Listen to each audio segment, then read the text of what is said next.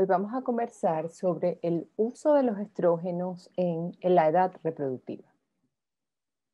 Primero vamos a hablar algunas generalidades sobre los estrógenos, que es importante conocer para poder entender cómo podemos utilizar esta herramienta en las pacientes en edad reproductiva. En primer lugar, el concepto de estrógenos. Los estrógenos son esteroides que interactúan con un receptor de estrógenos en los tejidos diana, es decir, en los tejidos donde hay receptores de estrógenos, y da lugar a efectos similares a los que produce el estradiol, que es el estrógeno endógeno por excelencia más potente. Los estrógenos en general estimulan a los órganos reproductivos femeninos y también promueven el desarrollo de los caracteres sexuales secundarios durante el desarrollo. Debemos recordar que los estrógenos derivan de los andrógenos. Aquí podemos ver que la estrona deriva de la androstenediona a través de la aromatización gracias a esta enzima P450 aromatasa que promueve la transformación de androstenediona en estrona y de testosterona en estradiol.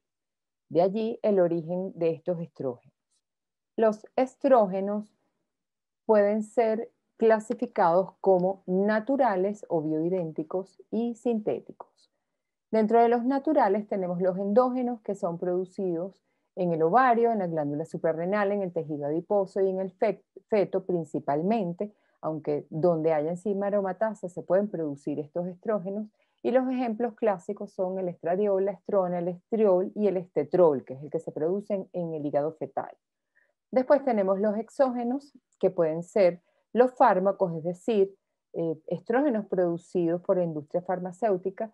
Entre ellos tenemos el estradiol, pero tenemos varias variantes para aumentar su biodisponibilidad, como el valerato, el hemisuccinato, el cipionato y el enantato de estradiol. Tenemos la estrona, el estriol y la equilina, que son estrógenos derivados de la orina de las yeguas. Después tenemos los fitoestrógenos, que son estrógenos que se obtienen de las hierbas y los alimentos. Entre estos tenemos la genisteína, el cumestrol, la datseína y la enterolactona. Después tenemos los estrógenos sintéticos, que son sintetizados de forma artificial. Dentro de los estrógenos tenemos el etinilestradiol, el mestranol, el dietilestilestrol y el quinestrol. Después tenemos los SERM, que funcionan, que son los moduladores selectivos del receptor de estrógeno, que funcionan a veces como estrógeno y a veces como antiestrógeno, y por supuesto también son sintéticos, y entre ellos tenemos el tamoxifeno, el clomifeno, el basedoxifeno, el fulvestrán, ospemifeno y raloxifeno. Los estrógenos naturales endógenos no todos son iguales. Por supuesto, todos derivan del estradiol, que es el estrógeno más fuerte. El estradiol abunda en la edad reproductiva, está producido principalmente en el ovario, también se produce en el tejido adiposo, suprarrenal, mama y en las neuronas también. Ya aclaramos que donde esté presente la enzima aromatasa y haya el sustrato de esta enzima, que son los andrógenos, se puede producir estradiol. Por hidroxilación tenemos, por metabolización del estradiol, obtenemos la estrona, que es un estrógeno más débil, abunda en la menopausia, está producido principalmente en el ovario, pero también se produce en el tejido adiposo. Después tenemos el estriol, que es el estrógeno endógeno más débil o con menos potencia.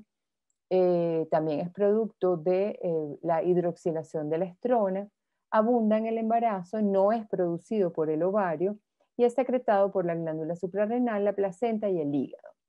Es producto del metabolismo de tanto estradiol como estrona. Y después tenemos el estetrol, que es producto también de la hidroxilación del estradiol, pero es producido en el hígado fetal solamente. Después tenemos los receptores de estrógeno. Sin entrar en mucha profundidad, los receptores de estrógeno son alfa y beta, tienen diferentes presencias, por supuesto, diferentes acciones cuando son estimulados por los diferentes esteroides que pueden interactuar con ellos. Y podemos ver que en los órganos reproductivos, como el ovario, el útero, la vagina, la glándula mamaria, están presentes ambos receptores. En el tracto urinario, por ejemplo, no tenemos la presencia del receptor alfa, como tampoco en el músculo, ni en el tracto gastrointestinal, ni en el sistema inmune. así como en el hígado y en la placenta no está presente el receptor de estrógeno beta. Por supuesto, el tipo de estrógeno que interactúe con el receptor, la presencia del receptor en el tejido, todo esto va a formar este juego dinámico de acciones de los estrógenos en el tejido. Tenemos entonces que los estrógenos pueden tener acciones nucleares, es decir, que generan una respuesta a nivel genético, y no nucleares. Los efectos de los estrógenos principalmente son reproductivos, como es la proliferación endometrial, el control de la ovulación, el desarrollo sexual en la paciente en la pubertad, como es el desarrollo y maduración tanto de caracteres sexuales secundarios como crecimiento de órganos sexuales. Después tenemos en las mamas proliferación y desarrollo del tejido mamario, en la piel y vasos sanguíneos, mantenimiento de la estructura y funcionamiento normal, aumenta la síntesis de colágeno a este nivel. A nivel del hueso, inhibe la resorción ósea, por lo que mantiene la densidad mineral ósea en mujeres adultas y genera el cierre de la epífisis en la pubertad para detener el crecimiento en las pacientes en desarrollo. A nivel de los lípidos sanguíneos aumenta el colesterol HDL, aumenta también los triglicéridos, pero disminuye el colesterol LDL, es decir, que mejora el perfil lipídico en las pacientes en edad reproductiva. Con respecto a los fluidos, aumenta la retención de sodio y agua. En el sistema nervioso central mejora la sensación de bienestar y tiene efectos favorables en la cognición y la memoria. Y en el sistema de coagulación aumenta, es un procoagulante y también aumenta la síntesis de factores de coagulación. Los estrógenos a nivel de las células, de las diferentes células, tienen muchas vías de acción. La vía clásica es la dependiente del receptor de estrógeno, entra la molécula de estrógeno, se une al receptor, se dimeriza, esto se une a los promotores a nivel del ADN y se produce entonces la síntesis de los genes promovidos por el estrógeno. Después tenemos la segunda vía, que es dependiente también del receptor de estrógeno, pero un receptor de estrógeno de membrana que genera un segundo mensajero que va a fosforilar factores de transformación y generan entonces síntesis de otros tipos de genes distintos a los promovidos por la vía clásica. Estos segundos mensajeros también pueden estimular canales de membrana que mejoran entonces la entrada de glucosa, receptores tirosinquinasa y canales de iones. Después tenemos la tercera vía, que es la vía no genómica. El estrógeno interactúa con el receptor de membrana o directamente disminuyendo el estrés oxidativo, puede producir vasodilatación, es decir, hay un montón de acciones no genómicas que son estas acciones rápidas requeridas por el estrógeno. Y por último tenemos la vía 4, que es la dependiente del receptor de estrógeno, pero que no depende del estrógeno, es decir, se puede en receptores de membrana estimulados por otros factores generar una cascada de proteína quinasa, fosforilar el receptor de estrógeno a nivel nuclear y generar entonces la síntesis de los diferentes genes producto de esta estimulación. Entonces, como podemos ver, es bien compleja la interacción del estrógeno o las acciones que se generan en estrógeno en las células y depende, por supuesto, de la disponibilidad de los receptores de estrógeno y qué tipo de célula esté estimulando la molécula o el esteroide.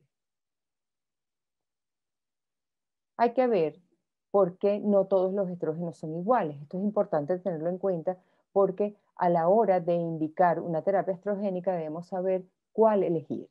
La potencia de los estrógenos depende de varios factores, entre ellos la biodisponibilidad, es decir, la unión a transportadores. Sabemos que los estrógenos se unen más a la globulina transportadora de hormonas sexuales, sexual hormone binding globulin, que es una beta-globulina que transporta la mayoría de los esteroides sexuales, y en menos porcentaje a la albúmina.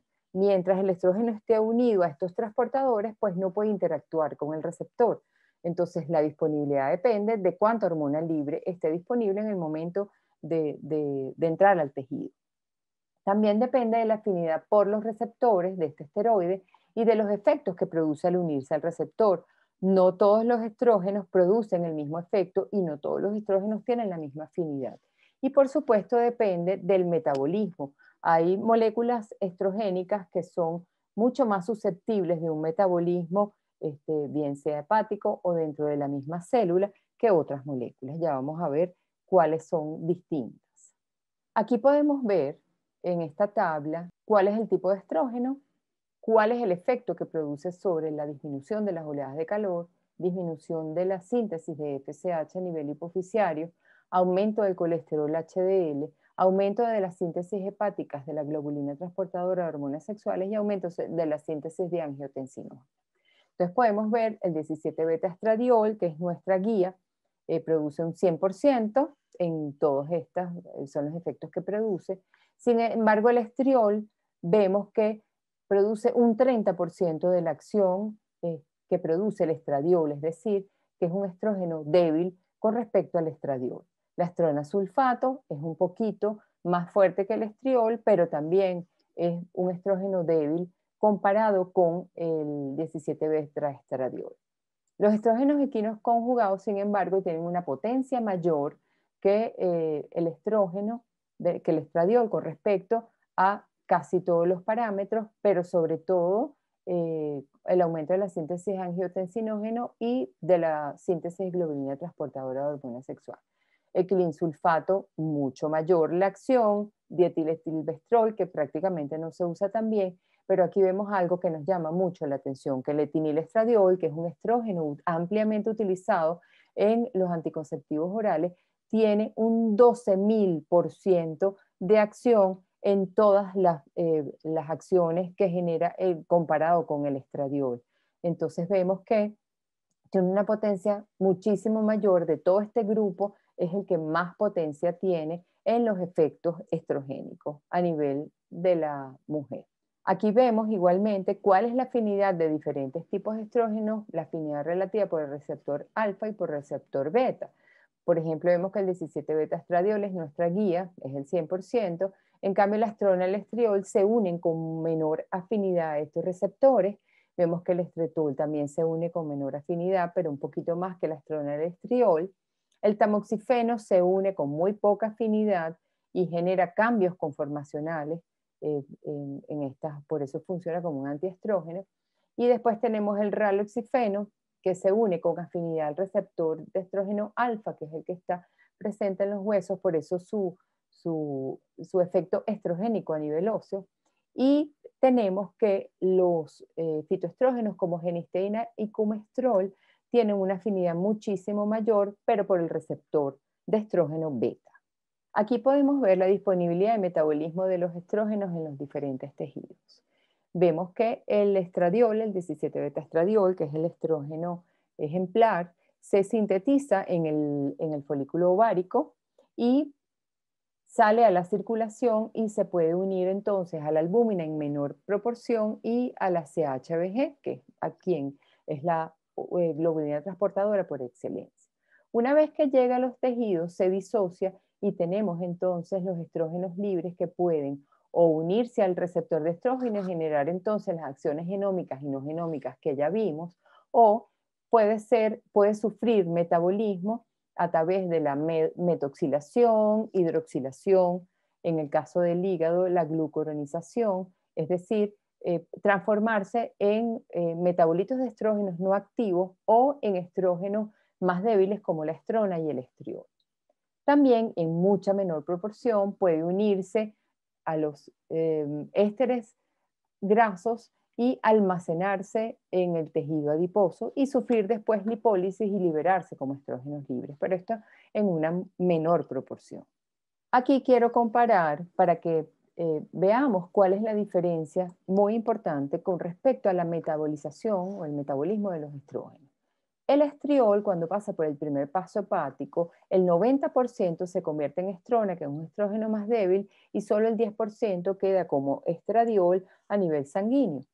Sin embargo, fíjense la diferencia con el etinilestradiol, que el 95% permanece como etinilestradiol, es decir, que el primer paso hepático no hay un metabolismo fundamental para este tipo de estrógeno sintético, ya que se necesitan 20 pasos hepáticos para completamente metabolizarlo. Por eso se considera que el etinilestradiol es el estrógeno más fuerte que tenemos disponible y además no tiene ningún no hay ninguna diferencia sobre la vía de administración de este estrógeno, bien sea vía transdérmica o a través de la vagina o por la vía oral.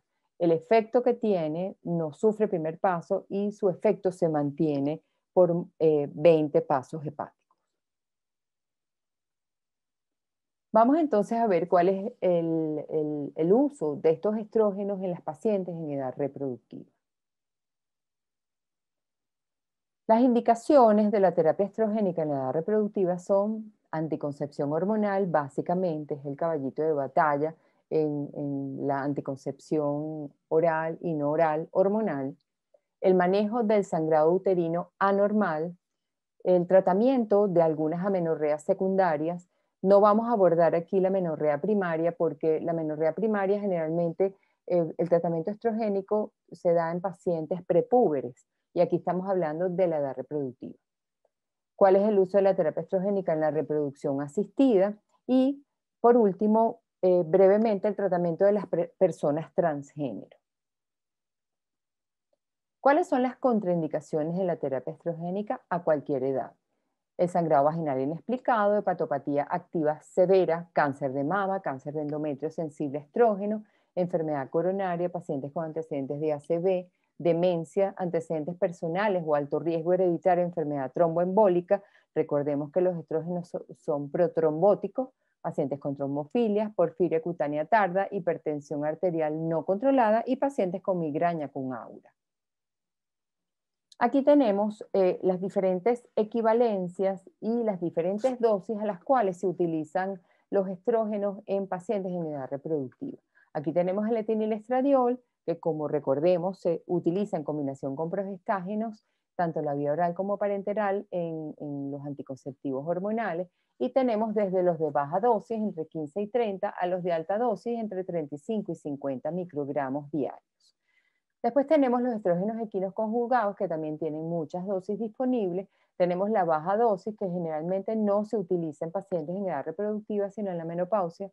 Y tenemos la moderada dosis y la alta dosis, que es 1,25 miligramos día. Después tenemos el valerato de estradiol. Vemos estas son las dosis equivalentes, 0,5 o 1 miligramo, 2 miligramos día. El parche de estradiol transdérmico, el gel de estradiol transdérmico, aquí tenemos las diferentes dosis, y por último el TISEC, que es la combinación de base de oxifeno, como vimos que es un SERM, en combinación con estrógenos equinos conjugados y tiene una sola dosis hasta el momento. En general, en las pacientes en edad reproductiva utilizamos las moderadas y las altas dosis para los diferentes tratamientos y ya vamos a ver cuáles son. En el caso de la anticoncepción hormonal combinada, los estrógenos que se utilizan son etinilestradiol, probablemente en el 90% de los productos disponibles, pero también tenemos anticoncepción hormonal combinada cada vez con mayor frecuencia con valerato de estradiol, que es el estrógeno bioidéntico, enantato de estradiol, benzoato de estradiol, el mestranol, el cipionato de estradiol y un nuevo anticonceptivo sintetizado con estetrol. La ventaja de utilizar estradiol, como vimos, o estetrol, es que el metabolismo es mucho más rápido y tiene menores efectos, sobre todo el efecto trombótico que puede generar el etinilestradiol en su uso como anticonceptivo. En el sangrado uterino anormal no estructural, recordemos que es el que se produce por disfunción ovulatoria, trastornos de coagulación o iatrogénicos, se utilizan los estrógenos en altas dosis. Cualquier estrógeno se puede utilizar, pero generalmente se utilizan los estrógenos equinos conjugados por vía intravenosa cada 6 horas por 24 horas, pero generalmente no lo tenemos disponible por esa vía y utilizamos entonces por vía oral desde 2,5 a 10 miligramos diarios por 21 días. También se puede utilizar estradiol 4 miligramos por vía oral cada 12 horas por 21 días. Como podemos ver aquí, son dosis altas para generar una hemostasia lo más rápido posible. Por supuesto, en ambos casos, en cada vez que utilicemos estos estrógenos para hacer un ciclo artificial, se deben utilizar progestágenos los últimos 10 días del ciclo. También se puede utilizar anticonceptivos orales combinados. Se recomiendan los de dosis de 30 microgramos de etinilestradiol porque tiene mayor potencia estrogénica, y se pueden utilizar de 1 a 4 tabletas diarias por 4 semanas y después una tableta diaria hasta cumplir los 21 días. ¿Cuál es el mecanismo de acción de los estrógenos en las pacientes con sangrado uterino anormal? En primer lugar, tiene un efecto protrombótico. Recordemos que aumenta la síntesis de factores de coagulación a nivel hepático. También tenemos una proliferación endometrial que la necesitamos para generar hemostasia. Incrementa, como vimos, los niveles de fibrinógenos, factores de coagulación y la agregación plaquetaria. Todo esto genera entonces un estado protrombótico, disminuye la permeabilidad capilar, aumenta los neutrófilos y los factores de crecimiento vascular endotelial para aumentar la proliferación de las células endoteliales, y produce además constricción de las arteriolas espirales, y todo esto en conjunto genera entonces una disminución del sangrado y un efecto hemostático a nivel uterino. También está el sangrado uterino anormal no estructural iatrogénico, que es el que se produce por los implantes o por anticonceptivos orales con solo progestágeno. Aquí utilizamos los estrógenos para generar estabilidad a nivel endometrial, por la proliferación endometrial que genera, y se pueden utilizar anticonceptivos en bajas dosis o cualquier estrógeno en dosis moderada de 10 a 20 días para producir esta estabilización del endometrio. En reproducción asistida se utilizan los estrógenos para mejorar la receptividad endometrial, para mejorar el endometrio, básicamente. En inducción de ovulación de baja complejidad se utiliza en pacientes que utilizamos citrato de clomifeno como inductor de ovulación. Se utilizan de 2 a 4 miligramos de valerato de estradiol desde los días 3 al día 10 del ciclo. Recordemos que el citrato de clomifeno es antiestrogénico a nivel endometrial, por lo que el valerato de estradiol genera entonces esta proliferación endometrial necesaria para que posteriormente a la ovulación se produzca entonces la anidación del embrión. En algunos casos de baja complejidad con letrozol se puede utilizar también valerato de estradiol del día 8 al día 12 en pacientes donde no haya una proliferación endometrial adecuada cuando hayamos hecho otros ciclos con letrozol.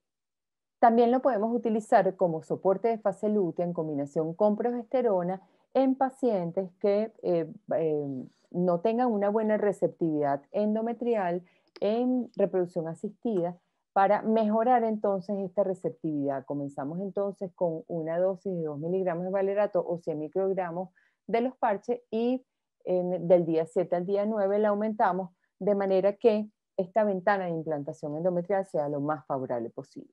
También se utilizan protocolos de inducción de ovulación en pacientes bajas respondedoras, lo que se conoce como protocolo priming, antes de la estimulación, para estandarizar la cohorte de folículos que van a ser reclutados. También se utiliza para preparar endometrio en transferencia de embriones.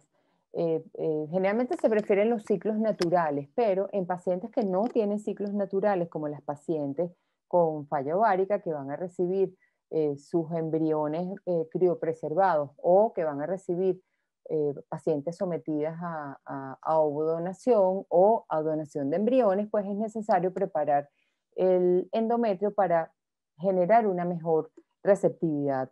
Podemos ver cómo hacemos coincidir el ciclo de la paciente receptora en el caso de ovodonación con la paciente que va a donar los óvulos. Entonces comenzamos dándole estradiol para favorecer la proliferación endometrial, y después de la aspiración progesterona para entonces generar un endometrio capaz de ser receptivo para estos embriones.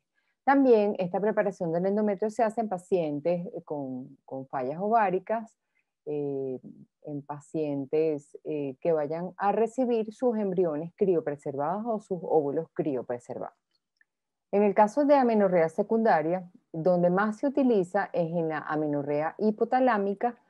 Se utiliza 17 betaestradiol, 100 miligramos transdérmico con progestágeno oral cíclico, 10 días de cada mes, porque tiene mejor impacto óseo. Recordemos que son pacientes que tienen inhibido el eje hipotálamo hipófisis ovario y no se produce entonces ovulación. Con esto favorecemos mientras la paciente gana peso, en el caso de la anorexia nerviosa, en el caso de las pacientes que tienen esta amenorrea hipotalámica por estrés o por ejercicio, mejoramos entonces el impacto óseo para prevenir la osteoporosis y las consecuencias del hipoestrogenismo en estas pacientes. En pacientes con insuficiencia ovárica prematura, que es la otra condición de amenorrea secundaria donde se utiliza estrógeno, se utiliza anticoncepción hormonal porque tenemos el etinilestradiol, genera también menstruaciones cíclicas en estas pacientes que tienen insuficiencia ovárica a edades tempranas, o se utiliza terapia hormonal de la menopausia, pero siempre con dosis moderadas o altas de estrógeno. Recordemos que son pacientes menores de 40 años y necesitan la terapia estrogénica adecuada a su edad. Por último, brevemente, la terapia estrogénica en pacientes transgéneros, siempre con antiandrógenos. Recordemos que son pacientes de sexo masculino que quieren cambiar el género masculino al género femenino. Eso lo logramos con los antiandrógenos, disminuyendo el efecto de la testosterona que producen sus testículos y dándoles altas dosis de estrógeno para lograr entonces tanto la transformación de los caracteres sexuales secundarios como disminuir el efecto de estos andrógenos. Varios estrógenos se utilizan, los estrógenos equinos conjugados, 17-beta-estradiol, valerato de estradiol, cipionato de estradiol y estradiol transdérmico. Aquí tenemos las dosis que se utilizan, que generalmente son dosis altas. Se deben hacer monitoreo de los niveles de estradiol, se deben lograr entre 100 y 200 picogramos por mililitro para tener el efecto deseado en estas pacientes. Y el monitoreo, en el caso de estrógenos equinos conjugados 17-beta-estradiol, se puede hacer en cualquier momento. La ventaja de su uso es que es costo efectivo, está disponible, pero a veces es difícil de monitorizar porque se tiene que tomar el tratamiento de forma diaria. Y además hay riesgo de trombosis venosa porque tiene primer paso hepático. Recordemos que por la vía oral los estrógenos pasan por ese primer paso hepático. Después tenemos el valerato de estradiol y el cipionato de estradiol intramuscular, puede ser de dosis semanal o quincenal. El monitoreo se hace en el tiempo medio entre las inyecciones. La ventaja es que la dosis es infrecuente porque al ser inyectado cada 15 días o semanal, pues no es una dosis diaria. Es más costoso y puede haber dolor en el sitio de la inyección. Y por último tenemos el estradiol transdérmico, tanto en gel como en parches. El monitoreo también puede ser en cualquier momento. La ventaja es que tiene concentraciones consistentes. En el caso del gel es diario, en el caso del parche puede ser cada 2 días y puede ser un poquito difícil el cumplimiento y puede producir, en el caso del parche, irritación local. En conclusión, los estrógenos son de amplia utilidad en la paciente en edad reproductiva. Como podemos ver, los estrógenos están en todos los órganos del cuerpo, en todos los tejidos del cuerpo. Se pueden utilizar para los diferentes tratamientos que evaluamos, los estrógenos solos o en combinación con progestágeno en estas mujeres en edad reproductiva, dependiendo de la indicación. Es muy importante conocer las dosis equivalentes de los diferentes estrógenos, cuáles son las indicaciones y, por supuesto, las contraindicaciones para evitar su uso en pacientes que no deben utilizar estrógeno. Hay que recordar que no todos los estrógenos disponibles son iguales. La potencia es distinta, la afinidad es distinta, la biodisponibilidad, el metabolismo también. Es importante tomarlo en cuenta para dar el tratamiento adecuado a estas pacientes. Como vemos, los estrógenos son una herramienta versátil para el manejo de la paciente en edad reproductiva en las diferentes condiciones que debamos utilizar. Muchas gracias.